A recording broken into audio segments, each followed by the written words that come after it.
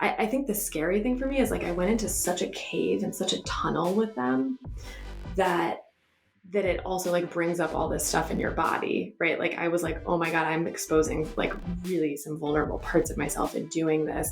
But like, I think the 2 days before my first like full draft was due, I got my first migraine ever. Welcome back to Open Late Podcast. I'm your host, Jess Esfandiary, and today I am welcoming back to the show my dear friend, the author of the Polyamory Paradox and somatic and intimacy coach, Irene Morning. Welcome. Hi, thank you. I'm so happy to be here. I'm really happy you're here too. It is a Monday morning. We are getting ready to rock and roll this week, and I can't think of a better way to kick it off than to finally record an episode going over this book that I have been, as my listeners know, affectionately referring to as the Bible. New Bible. No pressure. Sorry if that does feel like pressure, but you must know that I think I texted you. I think my exact words were, you wrote the book. Honestly, that text message made me cry. Like I remember I was with my partner and like it came through, it felt like kind of a random moment. And I was like, oh my God, like Jessica just like hit my heart. I know that this has been a labor of love in all the ways that, Thank you. Us polyamorous folks can love. Yeah. And so much of your heart and soul is in this book. Knowing you intimately, like it's cool because I'm like, okay, I know her partner, and I, have been around at least in the peripheral for, I feel like some of your evolution, and you've been there for my evolution as well. Like reclaiming pleasure is such a big part of my life. So then to see this book really come out so that I can share it with everyone who listens to this show as such a resource, but also just like a beautiful reflection of the experience of dipping your toes into a non-traditional relationship. Like it is the complete wild, wild west. And I feel like you've finally like given people, and there are plenty of resources out here. I was about to say you've given people the roadmap, and there are amazing resources for this, but I feel like this is one of the most comprehensive, if not the most complete book to take you from the beginning experiences through being able to live this way with as many tools as possible for any type of, for any type of open relationship. Yeah. So, yeah. Yeah. Thank you. Those words are so kind. I really appreciate it. And it felt like, for me, it was really important to kind of pair, like you said, there are a lot of resources now, and there are way more like good resources now than like when I started. And I so appreciate that we're developing that world and that library. And one of the sort of like frustrations for me in reading a lot of like the more self-helpy books around non-monogamy is the ones that I really like are usually written by therapists who aren't doing a lot of self-disclosure. So you're not necessarily getting like the personal narrative of like what it was like for them. You're hearing like their retelling of how it worked for clients, which is great and helpful. And I also do some of that. But there's also really something about reading more like personal, like memoir type narrative that for me clicks into place differently. And because I hope that I see this changing a little bit in like corners of the therapy world, but I think that is one of the things where coaching gets to operate differently, where like I don't necessarily have the same concerns professionally about self-disclosure, where like I can tell my story more openly and not worry that that's going to interfere with my practice, but that actually it really supports my clients. We can watch people all day long who are at more of a professional or medical even level sharing these things, but until you see the person that you can really resonate with, that is like, oh, she is very similar to me at some of the same events or places or communities that I'll step into, and this is her account of it. and then you also have the training, like you have the informed somatic training, and this book is not very coachy at all, but it has the elements of it that an amazing coach uses to reflect and guide and lay out these formulas and say, pick what works for you. I'm going to tell you the right way to do it. So I really, really appreciate it so much. And I cannot wait to dive in to there's so we could can we do a reading actually? I mean, yeah, I would actually love that. That sounds great. Yeah, like a live reading of the entire book. We'll just make it a week-long program where people can come, bring their partner. Yeah. We'll just like separate it out in chapters and like read it one chapter at a time and then have a discussion group. Let's actually plan that. That sounds wonderful. I want to ask you about your writing process. So tell us about the wild roller coaster that was birthing this book. It's funny. I heard a couple of people before I dove into this, like talk about book writing as a birthing process. And I kind of was like, okay, yeah, that makes sense. Like I conceptually like, cool. And then I was in it and I was like, holy shit, like absolutely. Like what is happening right now?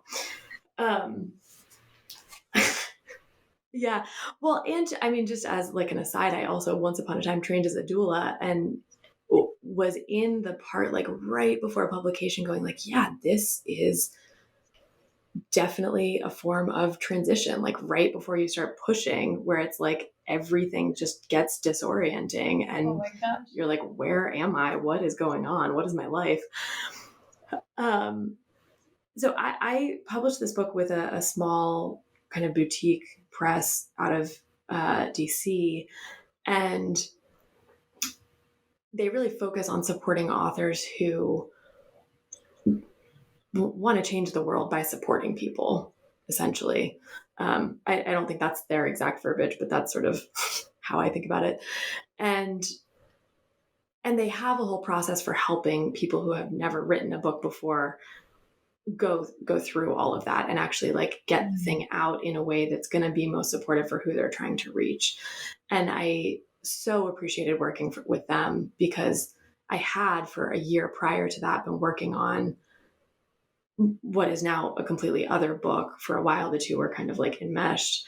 But I've been working for about a year, actually maybe longer, on a version of my memoir, and was just kind of like so swimming in all of it, and realized that first of all, I had two different books here, and this one that was more related to coaching and more like tool oriented needed to come out of me first.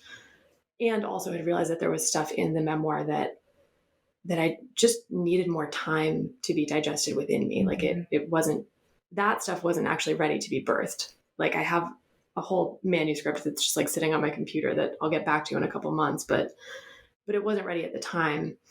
And I stepped into working with this publishing company, and they were so organized and so structured about like, here's the process to go through.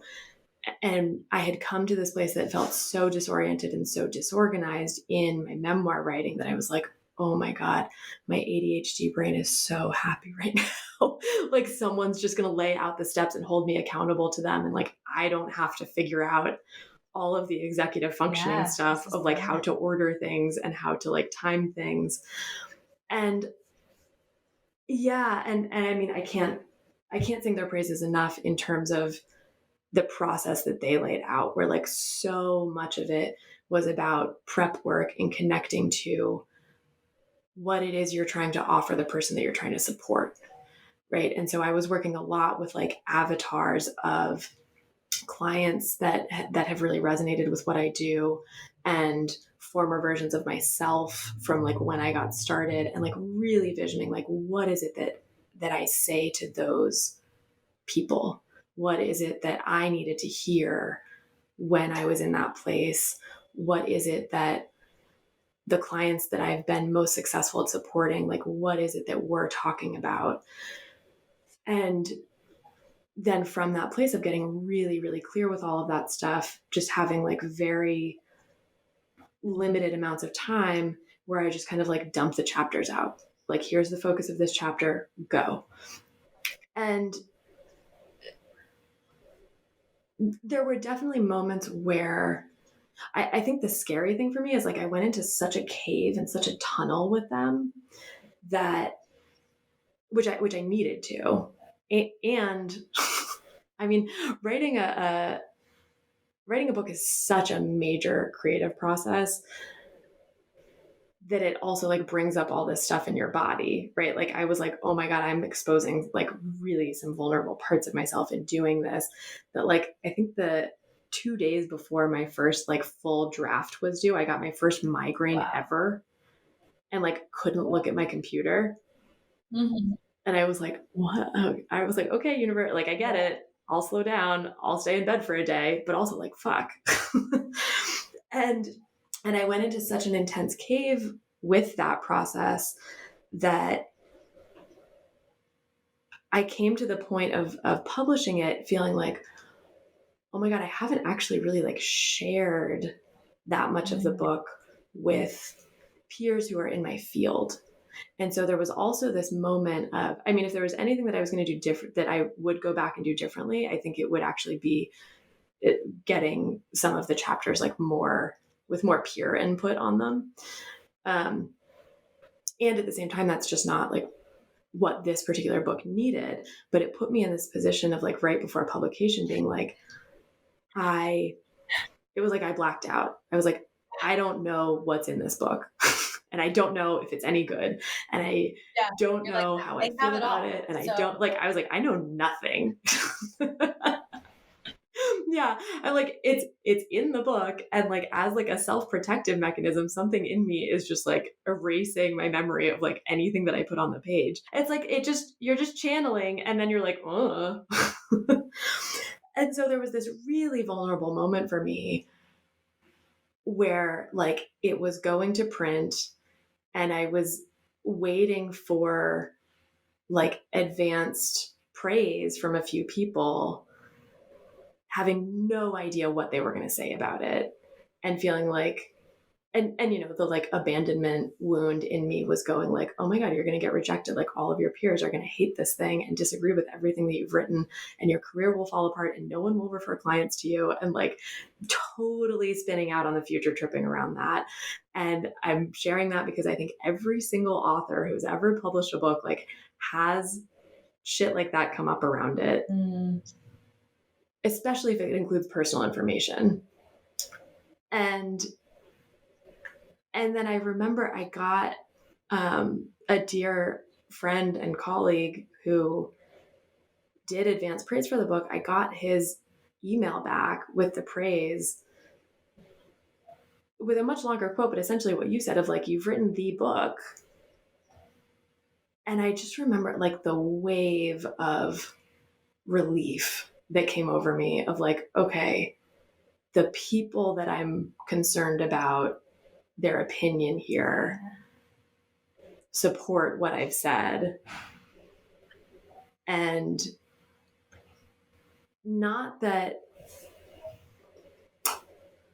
you need everyone's approval. And I also know that there are things in this book that people disagree with. And I'm actually really excited to start those discussions more. But that kind of soothing of like, okay, I'm anxious about abandonment. And then here's this, like, I'm vulnerable. My vulnerability is being embraced, essentially. And like that feeling in the process as I've gone on to like, it's now out there in the world and now I'm just promoting it. That feeling continues to deepen. And that's been a super, super like magical and healing experience with it. And there's like more and more coming up for me of like what got left out, right? Like there's all this stuff that didn't make it into this book.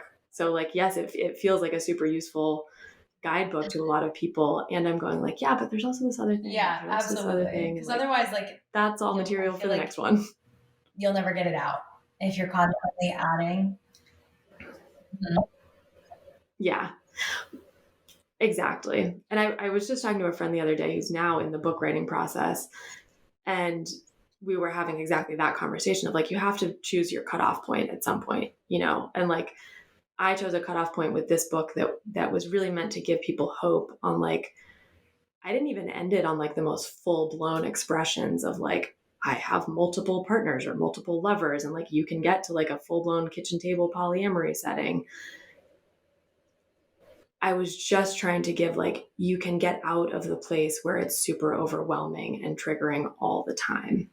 And then from there, you can keep growing. Yeah. Into whatever space feels best for you. Because I think sometimes too, and not that you meant this, but I just like brought it up for me because I used to think that kitchen table was like the goal. That meant I was like evolved and had matured in my, polyamory or non-monogamy. But yeah, but like that's actually not, for people. Don't get triggered anymore. Maybe it is for you if it's your personal goal or my personal goal. But I think it's such a great, way to end it because it never is that. Even when you get to that place, there's still these other things and crises and life stuff that's going to happen that's going to make you feel like you're not doing it right, like relationships or life. Mm-hmm. And unexpected dynamics, like for you as an individual, you can be working towards a certain dynamic, and then one of the people that you happen to fall in love with along the way, Right. that's not a dynamic that's going to work for them, and then it totally changes the whole thing, right? So like it brings me back to like that sort of continuous like checking in with self of like, what's my why? What do I need from this? How am I navigating it in the context of like a whole landscape of other people's needs and wants? And like, it all gets to change. It's all going to change. How you relate to it one day is not going to be how you relate to it 2 years from now. So I think that's actually the perfect way to end your book because it is always evolving and it's not some big celebration. Like anything, when you kind of get to the thing that you've been working towards and it's here, it's, we forget to celebrate because we've already begun and have started working towards like the next thing that we can see as like the peak. But you forget to realize like, you're like, oh, actually getting out of the place where I'm, like hyper vigilant or body, like that's constantly moving the goalpost. You celebrated, and that is what you've done in 100 and I think 50 pages less. So you could read this cover to cover in like a day, people. Actually, I want to ask you before we dive into the book. We talked the other day, and you brought up this topic. And I haven't given it much thought, but I think maybe this would be a great place to chat about it because I think it's going to tie into some of our events in the future. One of the biggest issues you see is people diving into non-monogamy or some form of non-traditional relating, not really understanding their why. Yeah. My brain goes in so many places around that one. I think I see that in sort of like a broad spectrum of like, I see some people will like starting into it really from a place of curiosity and feeling like, okay, there's something here that's interesting to me and I want to lean in and I want to explore and figure out what that is, which is great. I'm not knocking exploration, and can kind of get elbow deep in it without ever revisiting, do I want to clarify my intentions or get a little bit more specific and integrated given the experiences that I've had and sort of like orient more to what's going to work specifically for me. I also see, since the book came out, I'm getting approached more and more by couples and not to overgeneralize it, but what I'm seeing increasingly there is being approached by a woman in a hetero-presenting relationship where they're feeling really overwhelmed, and to some degree, this isn't exactly their languaging, but usually what we get to in some form in the conversation is that they're overstepping their own capacity to try to keep up with a partner's desire to be doing this. And it's not that they like don't want to be doing it, but that they're going beyond what they can actually like comfortably accommodate at that particular point. And it's like their personal reason for exploring non-monogamy is getting influenced or tangled up in someone else's reasons for non-monogamy. And I totally understand why that happens. And I want us to have more support around kind of disentangling and being able to root into what's my why. Because when I know my reasons for this and what it gives me that's maybe different from what it gives a partner, it makes it a lot easier for me to navigate the challenges in it. Right? Like if I'm struggling with feeling anxious or jealous or whatever feelings are coming up that I need to be working through, if I don't know why I'm facing that hard stuff, like what makes it worth it for me, what's in it for me, it's going to make it all the more distressing because I don't have like the good parts of it to anchor into. I don't have as much resourcing to say like, well, here's what I get out of this that makes this more challenging work worth it, so to speak. Yeah, absolutely. It kind of, what you're saying really makes me think of the fact that I share a lot that having relationship check-ins, people ask me, all the time about boundaries and agreements and things like that. And it's so important to revisit those, on a timeline that you set up for your relationship. It's also important to be doing that with yourself, with your relationship with yourself. So that's what it made me think of, like, oh, okay, first and foremost, is your why, and is checking in with yourself to constantly refine, not just because you might be getting, tangled up in, or like, and that's I think the light end of it. Some people get completely swept away their, outside influences and with their partner's wants and desires. But also the other side of it too is like to refine so that you can either tighten up a little bit. You talk about the window of tolerance, right? It's the window of tolerance, right?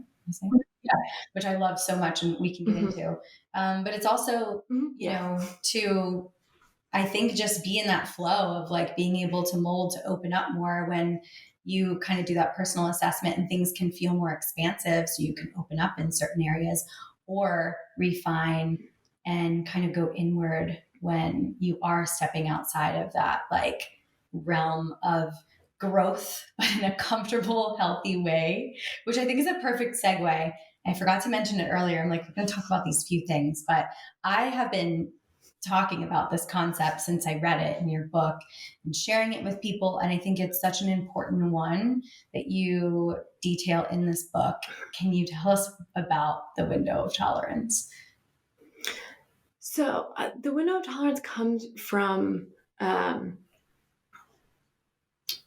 some underlying concepts that we get really deep into in somatic work. And the whole idea is, I'm going to try to be really succinct about this because we're not. Actually, let me say this. In what the thing that I remember so much from our previous episode, for people who are listening, I forgot to mention it earlier.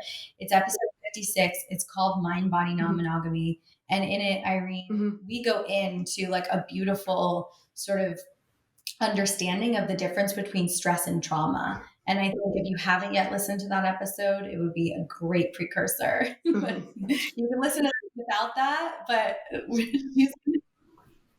yeah. Well, and thank you for saying that, because that also kind of like helps me compartmentalize like, oh yeah, we go way deeper in that episode and getting into that stuff. So if what I say right now, you want to like, understand more in depth, like go back to that episode.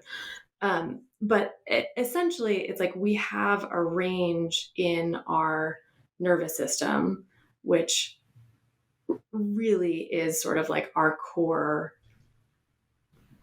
thing for embodiment, right? Like it dictates everything about how we experience our body, which dictates everything about how we experience our lives and our present moment. We have a range in our nervous system of sort of like optimal functioning. And that's the window of tolerance. And on either sort of end of the window of tolerance, we have a little bit of a stress zone, which can be really useful for growth and expanding the window of tolerance. And when I say expanding the window of tolerance, I mean being able to accommodate more flexibility, be more responsive to surprises and stressors, and remain present when there's more kind of load on our system. And so it's possible to like have healthy stress that helps us expand the window of tolerance. But once we're outside the window of tolerance, it's really hard for us to be present in certain ways. And it's really hard for us physiologically to actually be like in our bodies in a way that connects well, like supportively, with other people's bodies and other people's nervous systems. So the window of tolerance is kind of also where we're best at intimacy, where we're best at connection with other humans. Yeah. And where we access pleasure, which is like, those are kind of like all of the like pillars of like why I'm so obsessed with it in my work, is like we access all the good stuff really in the window of tolerance. And how, like, as it pertains to non-monogamy, if you're going through like a really challenging experience in non-monogamy and you're finding yourself really struggling in a big way, and I mean like triggered in a way that interferes with doing work or maintaining relationships or having healthy sleep or getting proper nutrition, like all of these kind of like basic regulation things, you're probably operating outside your window of tolerance. Yeah. Like that's a flag of like, okay, we want to bring it back in. And I think there's a lot of misperception for people when they step into non-monogamy of, okay, maybe there's going to be some process here, but now that I'm doing it, I have to like fully do it. And that for most of us will take us outside of the window of tolerance. One of the things that I forgot to mention earlier, and I love so much about you, period. I was going to say your work, but you are like the person, when I think of you, I think of let pleasure be your guide. That's something that you always say. I think you sign off your emails this way.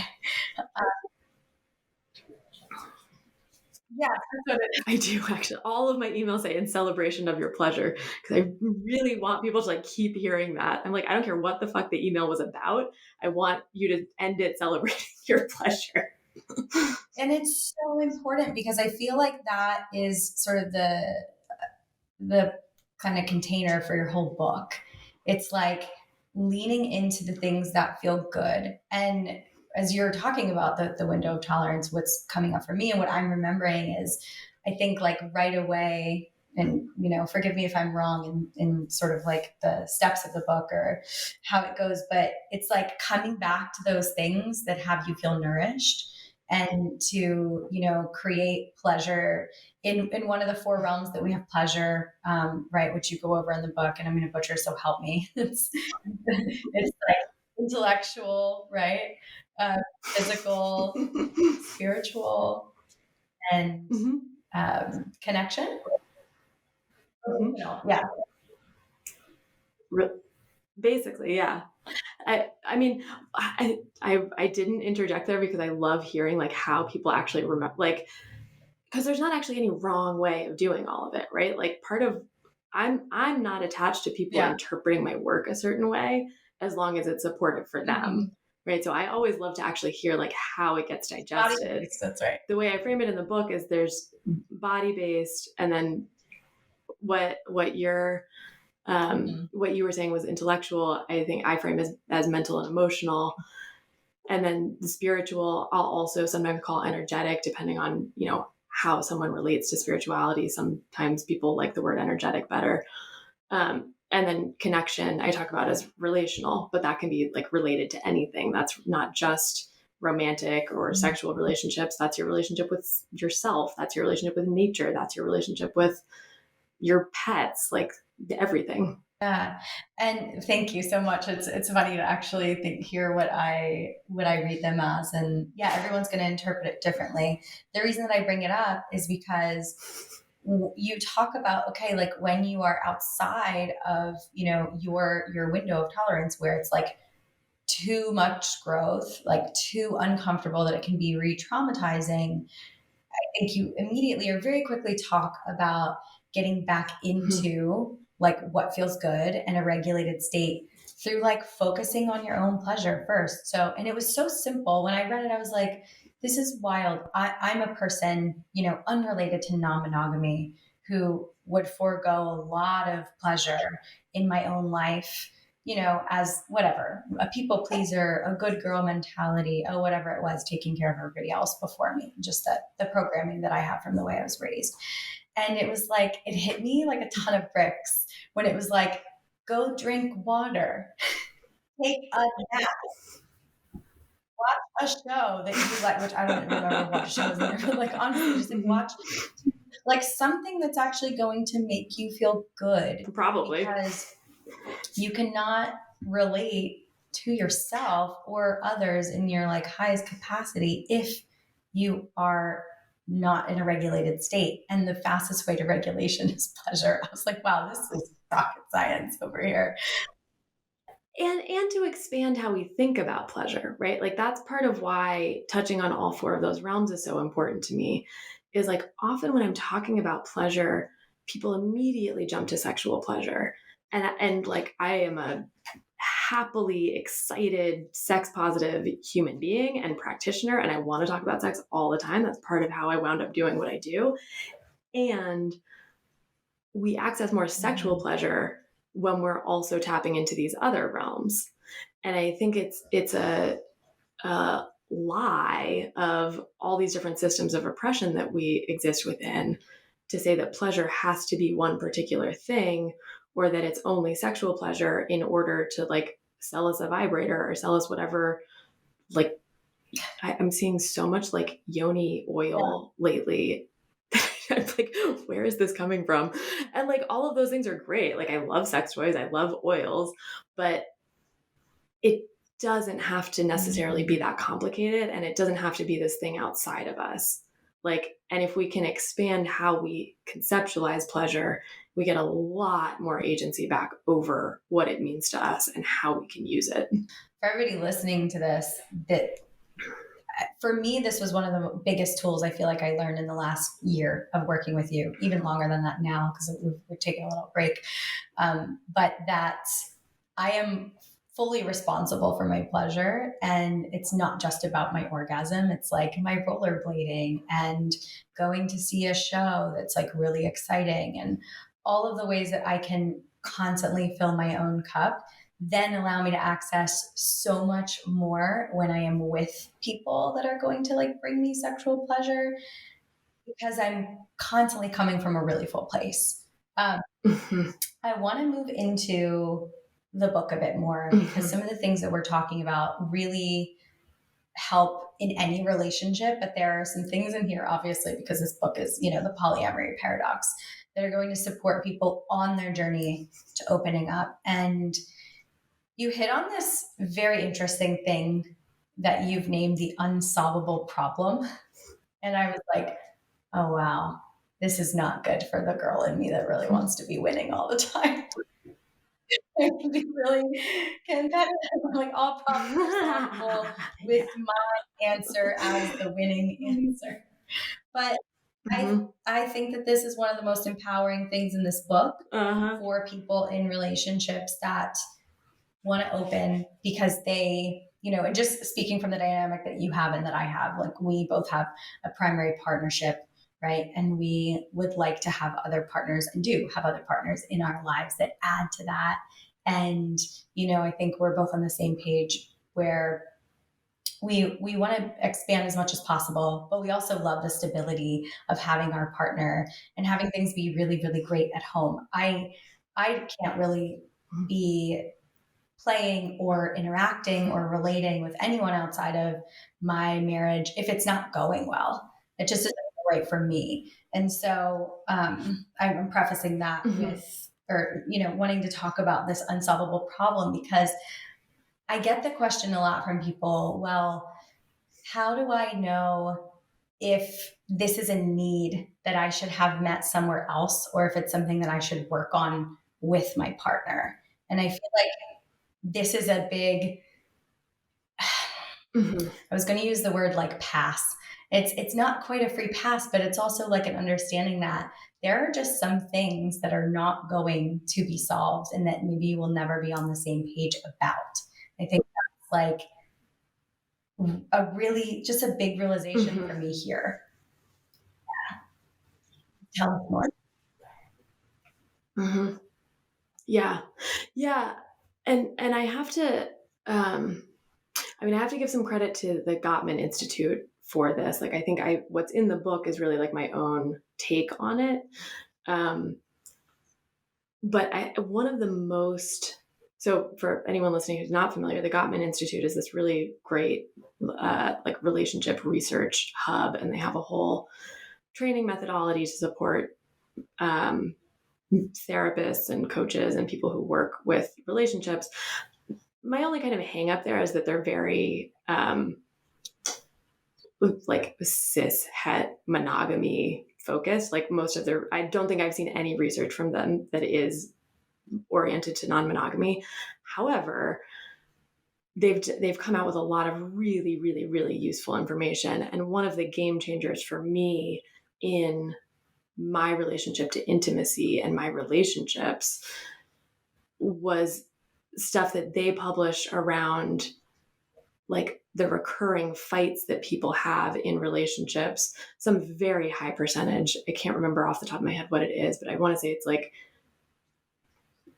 in like the range of like 70 or 80% of the recurring arguments that couples have, that conflict is not actually something that they can resolve. So the objective when we're doing conflict resolution and conflict work in a relationship is not necessarily to fix the source of that conflict, but is to look at how can we communicate about it more effectively? How can we navigate the conflict more effectively? How can we leverage that conflict for deeper intimacy and more understanding of each other, as opposed to just like spinning our wheels trying to solve this thing that we can't actually change, right? And I'll use my anchor partnership. I live with my partner who one of the other concepts I refer to in the book is like core wounds.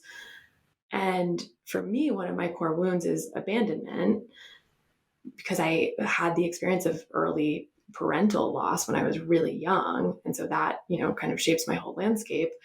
And my partner who I live with is a touring musician who leaves all the time.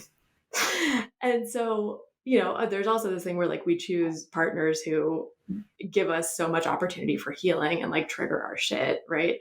And so there's a unsolvable problem in our relationship that part of his core being triggers this core wound in me. And so our work together is not to figure out how do I accompany him on every single gig he goes on, because that's impossible and also not even what I want, or not how to change his career so that he never leaves, because that's also not what either of us want. But it's how do we accept that that's a quote unquote problem because it brings challenge, and how do we embrace that challenge differently? Right.